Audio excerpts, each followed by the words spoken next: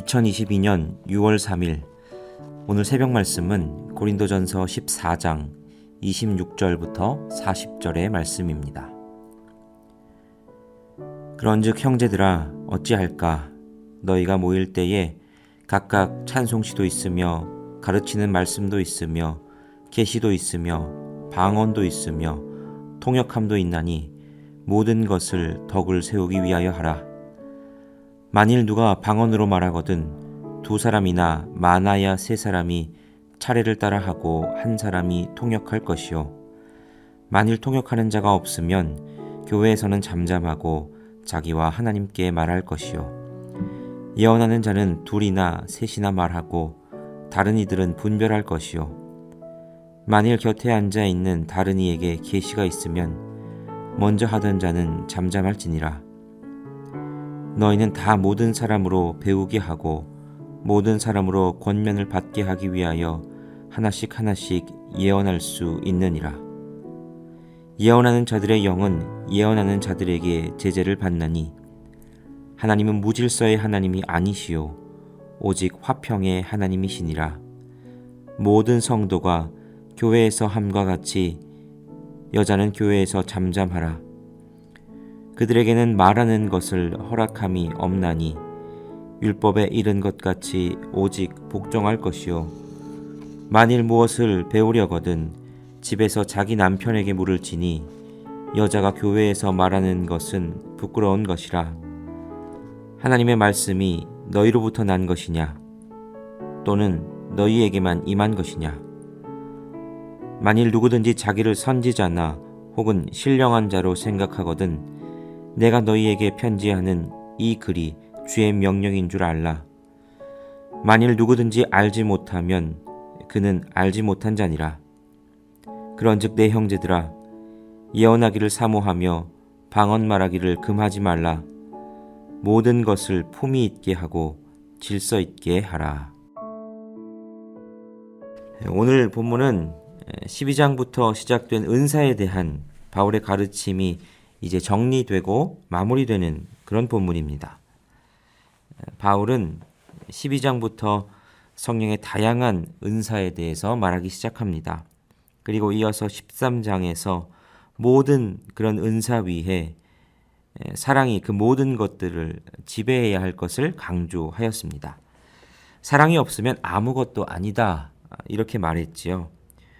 그리고 그것에서 끝나지 않고 바울은 14장에서 은사 중에서 특히 예언과 방언에 관해서 그걸 어떻게 사용해야 하는지에 대해서 가르침을 주고 있습니다.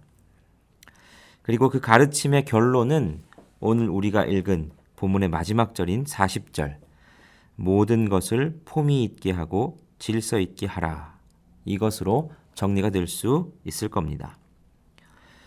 오늘 함께 이 본문을 좀 더 살펴보면서 공동체, 특히 공동체의 예배 안에서 은사를 어떻게 사용해야 하는지 바울의 가르침을 우리 더 깊이 살펴보고 본문을 통해서 주님이 우리 각자에게 주시는 은혜를 구해보고자 합니다. 먼저 첫 번째로 기억할 것은 모든 은사의 목적은 덕을 세우기 위함이다 하는 사실입니다. 26절 말씀입니다. 그런즉 형제들아 어찌할까? 너희가 모일 때에 각각 찬송시도 있으며 가르치는 말씀도 있으며 계시도 있으며 방언도 있으며 통역함도 있나니 모든 것을 덕을 세우기 위하여 하라. 자, 오늘 본문 26절에서 너희가 모일 때라고 말하면서 지금 이 말씀이 공적인 예배 자리에서 어떻게 교훈을 줄 것인가에 대한 말씀임을 말합니다. 자, 이 자리에서 찬송, 가르침, 방언, 계시, 그리고 통역 이런 은사들이 다 사용되어짐을 말하지요. 그때 그러한 은사들이 사용되어질 때 목적에 대해서 이 구절이 분명히 밝히는데 그것은 교회의 덕을 세우기 위함이다 라고 분명히 말하고 있습니다. 자, 이걸 분명히 붙잡는 것이 굉장히 중요합니다. 우리는 흔히 속도보다 중요한 것이 방향이다라는 말을 익히 잘 알고 있습니다. 아무리 빨리 갈 수 있는 훌륭한 능력과 기술을 가지고 있더라도 그것보다 먼저 고려되어야 할 것이 올바른 방향으로 가는가 하는 그 점검이 늘 있어야 된다는 거죠. 이것은 우리의 신앙생활에 있어서도 항상 동일하게 적용되어야 합니다. 그런데 신앙생활을 하고 교회생활을 하면서 때로는 하나님을 위한 열심이 앞서다 보니 어떻게든 하나님을 위한 일을 빨리 더 많이 그렇게 하려다가 보니 목적을 잃어버리는 경우가 종종 있습니다. 그 목적을 잃어버릴 때 무엇을 잃어버리냐면 교회의 덕을 세우는 것, 그것을 신경 쓰지 않고 달릴 때가 많이 있다는 말이죠. 교회는 굉장히 다양한 사람들이 모이는 곳입니다. 교회 안에는 소득 수준이 다양한 사람들, 또 교육 수준이 다양한 사람들, 생활 환경이 다양한 사람들이 모입니다. 다양한 직업군, 다양한 정치적 성향, 다양한 가치관을 가진 사람들이 모인 곳이 교회입니다. 그러다 보니 각자가 가진 재능도 다양하고 그 재능에 대한 수준도 다양합니다. 우리 연동교회를 생각해 보면 연동교회 전도대 와서 교회에 처음 나온 사람, 즉 예수님을 처음 영접한 사람도 있고 3대, 4대, 5대, 6대 연동교회를 쭉 이렇게 오랫동안 섬긴 분들도 있습니다. 신앙의 연륜도 엄청나게 차이가 납니다. 그러다 보니 교회 일을 많이 해봐서 일사천리로 척하면 척으로 교회 일을 해내는 분들도 있고 이제 막 교회를 알아가다 보니 서툰 분들도 있습니다. 우리 연동교회뿐만 아니라 이 땅의 모든 교회가 그럴 겁니다.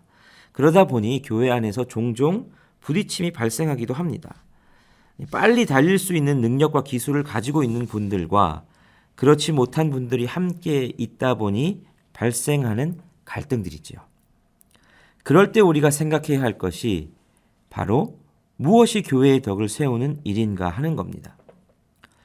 보통 그럴 때 교회에서 해야 할 것은 신앙이 보다 성숙한 사람이 빨리 잘할 수 있는 사람이 그러지 못한 사람을 좀 더 이해해주고 기다려주고 함께 가자고 손 내밀어주는 그것이어야 합니다. 물론 주님의 일을 잘하는 거 빨리 하는 거 참 좋습니다.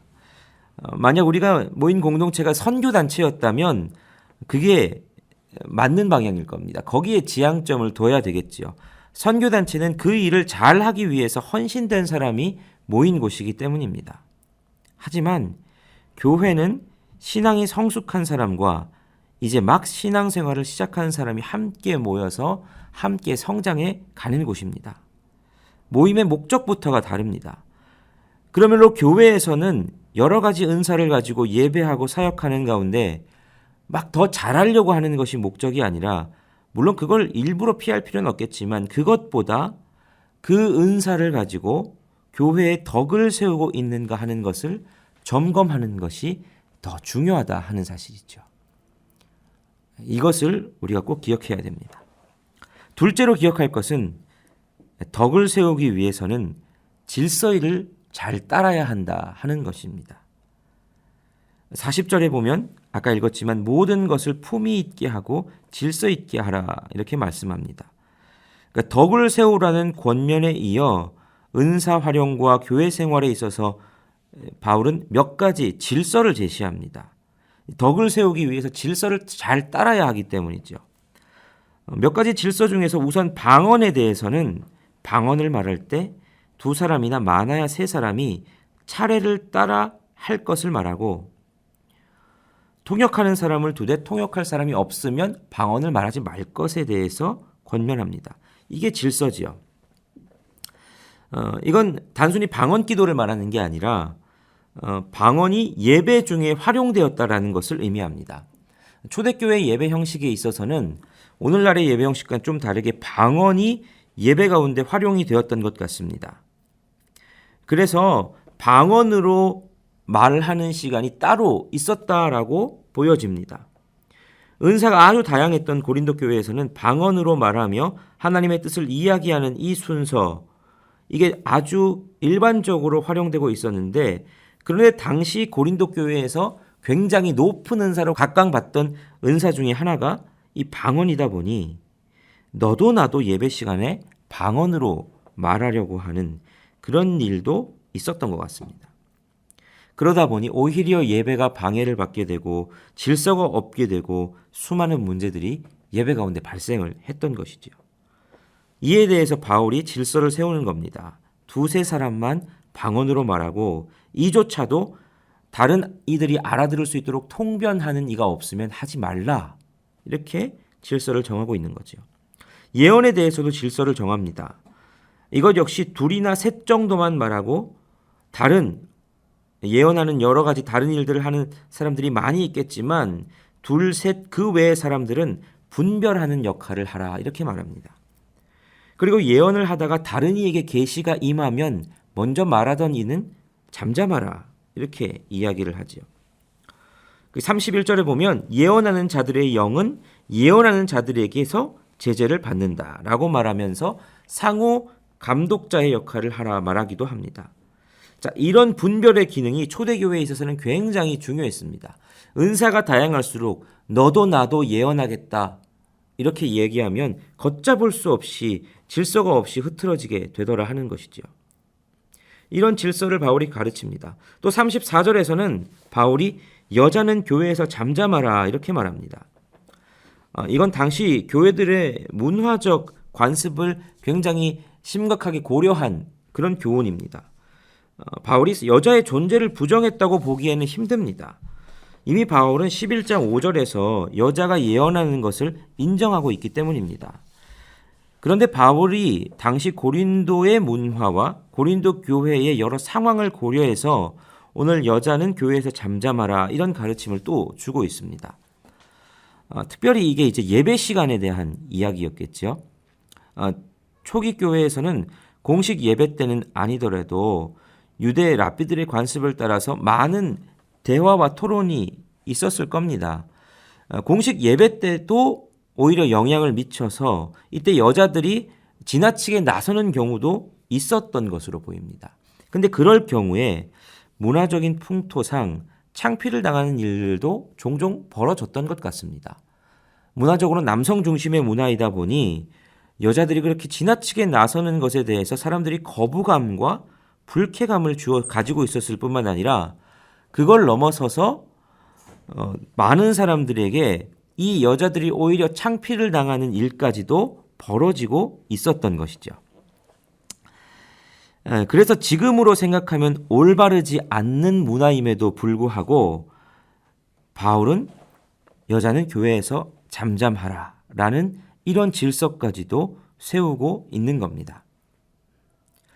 자, 이런 가르침을 통해서 바울은 은사들이 질서에 따라 사용되어져야 함을 분명히 가르치며 그럴 때에 교회의 덕을 세울 수 있음을 말합니다. 은사를 사용함에 있어 때로는 너무너무 그 가슴에 뜨거움이 임해서 뜨거움을 가지고 아무렇게나 은사를 사용하다 보면 분명히 이렇게 뜨거움을 가지고 은사를 사용하면 뭔가 일이 될 것 같이 느껴질 때도 있지요. 그런데 그렇게 아무렇게나 사용하다 보면 오히려 질서가 없어질 수 있습니다. 뜨거움으로 인해서 막 내가 열정적으로 나아가면 처음에는 다 될 것 같은데 그것들이 하나 둘 꼬여가고 이 뜨거움과 저 뜨거움이 합쳐져서 오히려 하나님의 일에 있어서 진전이 되지 않는 일들을 자주 맞닥뜨리게 되는 거죠. 그래서 바울은 그러할 때에도 그렇게 뜨거움이 임할 때에도 은사들이 질서에 따라 사용되어져야 함을 말합니다. 그래야 그 질서 속에서 교회의 덕이 세워질 수 있고 은사의 진정한 목적은 바로 그 교회의 덕을 세워나가는 데 있기 때문입니다. 우리도 교회 일을 하다 보면 내가 가진 열심과 능력을 가지고 더 빨리 더 많은 일을 할 수 있을 것 같이 생각될 때가 있습니다. 내가 보기에 답답해 보이는 일들이 교회에 있지요. 그러나 우리가 기억할 것은 교회는 빨리빨리 많은 일들을 해내야 하는 공동체가 아니라 느리더라도 함께 가야 하는 공동체라는 사실입니다. 교회의 덕을 세운다는 것은 그런 겁니다. 느리더라도 함께 감을 통해 걸음이 느리고 아직 신앙이 어린 이들이 실족하지 않도록 하는 것. 그래서 느리지만 함께 하나님 나라를 향해 올바른 방향으로 갈 수 있는 공동체가 좋은 공동체가 아니겠습니까? 그것을 위해 우리에게 필요한 것은 하나님이 세우신 질서에 순종할 수 있는 자세입니다. 오늘도 주님은 우리를 연동교회로 모으시고 그 훈련을 통해 교회의 덕을 세워 가시며 함께 하나님 나라를 향해 나아가도록 하십니다. 이 영적 훈련을 위해 오늘도 힘쓰는 하루가 되시기를 바랍니다. 함께 기도하시겠습니다. 우리의 모든 삶의 기준 되신 하나님, 오늘도 주님께 묻고 우리는 그 주님의 뜻에 순종하고자 새벽을 깨우며 주님 앞으로 나아왔습니다. 하루를 시작하는 우리에게 주님의 뜻을 깨닫게 하셔서 나의 욕심과 세상의 유혹에 넘어가지 않게 하시고 주님의 뜻에 따라 느리더라도 한 걸음 한 걸음 주께서 주신 공동체와 함께 나아가는 법을 훈련하는 하루가 되게 하여 주옵소서. 연동교회가 주님의 영광을 드러내며 사랑으로 하나 된 교회 되게 하셔서 이 땅 가운데 주님께서 보여주신 그 예수 그리스도의 사랑과 하나님 나라에서 누릴 수 있는 화목함을 세상에 드러내는 귀한 사명을 감당하게 하여 주옵소서. 오늘 하루도 우리를 그 훈련의 장으로 부르신 주님, 주님의 능력으로 그 모든 것 감당하게 하실 줄 믿으며 예수 그리스도의 이름으로 기도하옵나이다. 아멘.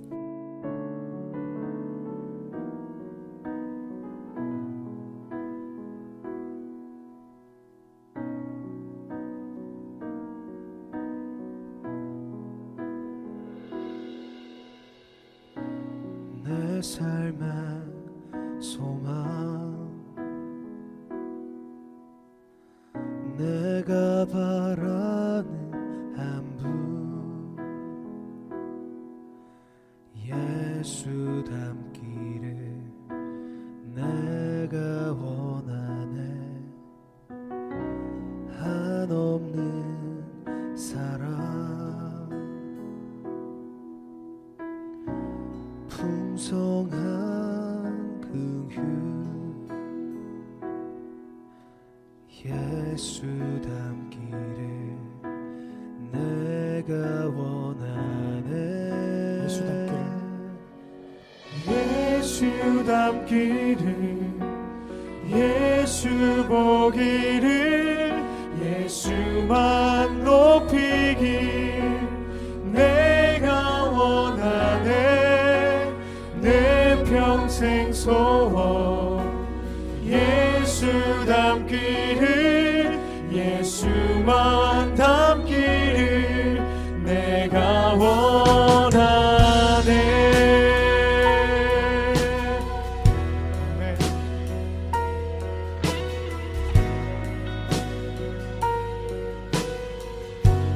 온유하시고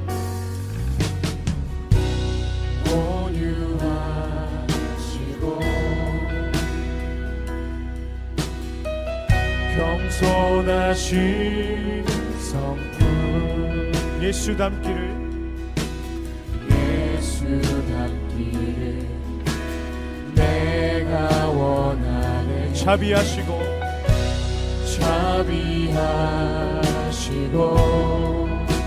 위로자 되시는 주님이십니다. 위로자 되시는, 아멘. 예수 닮기를, 예수 닮기를 내가 원하네. 예수 닮기를, 예수 닮기를, 예수 보기를, 예수만 높이길 내가 원하네. 내 평생 소원, 예수 닮기를, 예수만 닮기를 내가 원하네. 예수 닮기를, 예수 닮기를, 예수 보기를,